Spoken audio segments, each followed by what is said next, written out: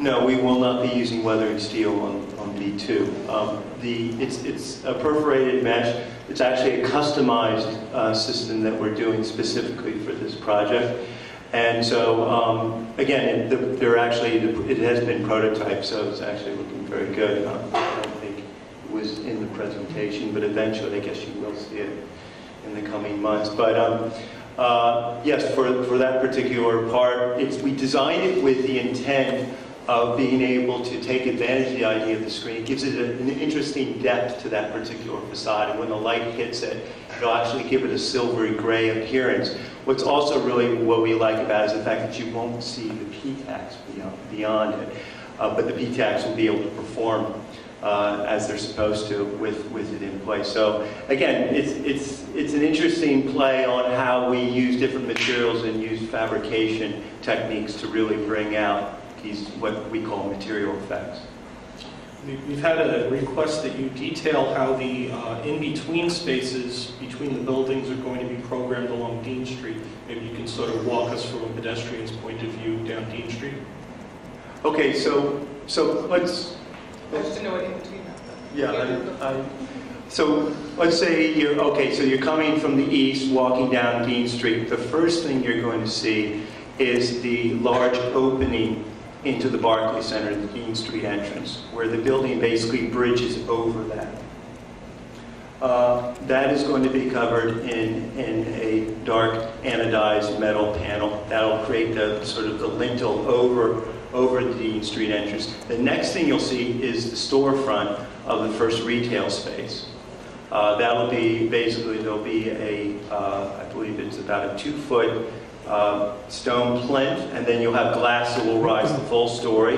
The next thing you'll see will be the entrance into the lobby of the building, which is there. And again, what's really unique about how we designed this part and working with Arab on this was incorporating the bollards into that plinth so that we don't have to have it out on the sidewalk. So in a way, we've been able to really remove those bollards from the sidewalk and incorporate them into the design of that plinth. So all the security has been met there, and at the same time, maximize the amount of glazed storefront. Then you move beyond the lobby, and then you have another section of retail, and that will then bridge over to the retail storefront that moves down Flatbush along the arena side. Can you just head east of the loading dock and the Dean Street entrance? What happens in the in-between spaces there? So, okay, maybe... Somebody go back again. Yeah. So moving towards the east from the arena entrance. Right, because there is an in-between space there, right, next to the loading dock? Yes, right. So what you'll have is... Yeah. Just yell really loud. So, actually, this here is basically going to be looking at developing, actually in this case, possibly a green wall, but behind that is the security feature for managing, the public that is going into the Dean Street entrance. Beyond that, you have a loading dock, and beyond that, currently, you have all the bicycle parking. But in between the bicycle parking and the loading dock, there's something called the pad. Yeah, there's no change here. So that will remain. That remains as is. What will be the permanent condition?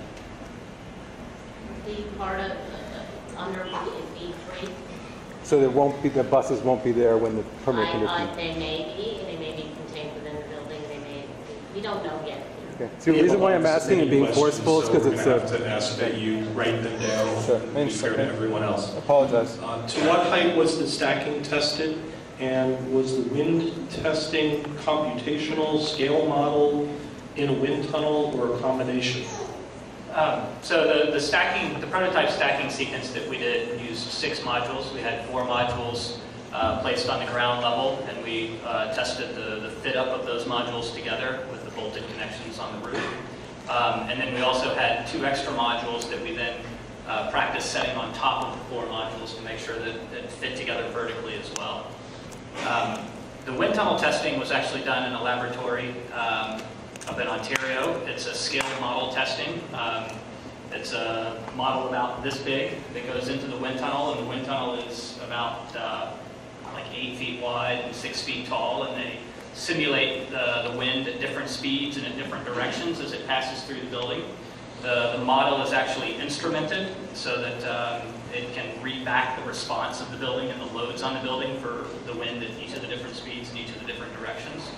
And then that's supplemented with the post-processing computational analytical calculations to figure out what the dynamic response of the building is under wind loads. Another question having to do with the modular structure. It's the understanding of the person who wrote the question that the existing tallest modular building in Europe is about 25 stories. Was any part of that engineering or architectural team consulted for this project? Yeah, that's correct. The current tallest building is 25 stories in Wolverhampton, UK. We did do quite a bit of research, and I think Bob might want to mention this now. They actually went and visited the site. We did research the building, visited the site. The basic concept of the building is a little bit different than ours. We use a fully structural steel solution, so the brace frames are steel and the modules are steel. And that particular solution, they used a concrete core that they put their modules around. So conceptually, we've gone in a different direction than they did. They did have tolerance issues, trying to get the concrete to steel tolerances are not friendly to each other. So we decided to go with a solution that was steel to steel. But we did research the building. We did not consult that design team on this particular project. We worked exclusively with Arab and Shaw. Can you share the name of the firm that did the independent peer review of the structural engineering? Sure, that was Thornton Tomasetti. Who? Thornton Tomasetti.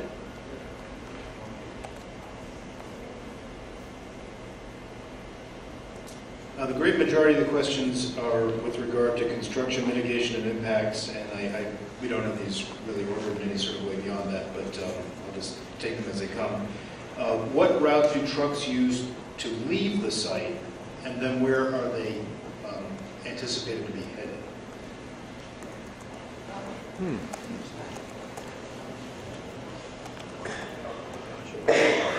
It's contemplated that the trucks will pull. I'm using the pointer here, but the trucks will pull out of this. They will be able to make the left or right turn on 6th Avenue, be able to get to Atlantic or Flatbush, and then get back to the factory. I think Jane's saying it's just left. Just Flatbush? Just Yeah, left on Sixth 6th Avenue. Left on 6th, back to Bergen, and then I guess back to Flatbush. Left to Atlantic. I'm sorry. We got you. The left on 6th to Atlantic, and then back to Flat. That's a two-way street.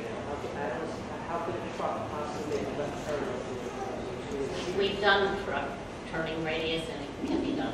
It's entirely possible to do. Even with the bike lane? What happens to the bike lane? The bike lane is being shared for the construction period with the drive lane. Actually, that was the next question. Is the bike lane on Dean Street maintained, or do the cranes take up that space? Why don't you It's describe that? maintained, yeah, it's maintained, but as a shared bike lane. Thank you. Will there be backup generators to handle power failure, any cogeneration capabilities? no cogeneration, but there is a backup generator. How and for what will the arena storage in B2 be used? Will it be passing outdoors at grade? There is a connection below grade, so the answer is no. The storage, no activity between the arena and the building will be outside. There is a connection below grade. There is a elevator in the building that's devoted exclusively to the arena storage, and the arena storage occupies the lower levels of the spaces that are immediately adjacent to the arena and the basement itself. And what would it be used for? Anything from soft goods to various arena things. It's, we don't have a specific requirement, but they're ordinary, everything, I guess, from chairs to soft goods. I have a handful of questions that are all pretty similar. I will try to do them justice.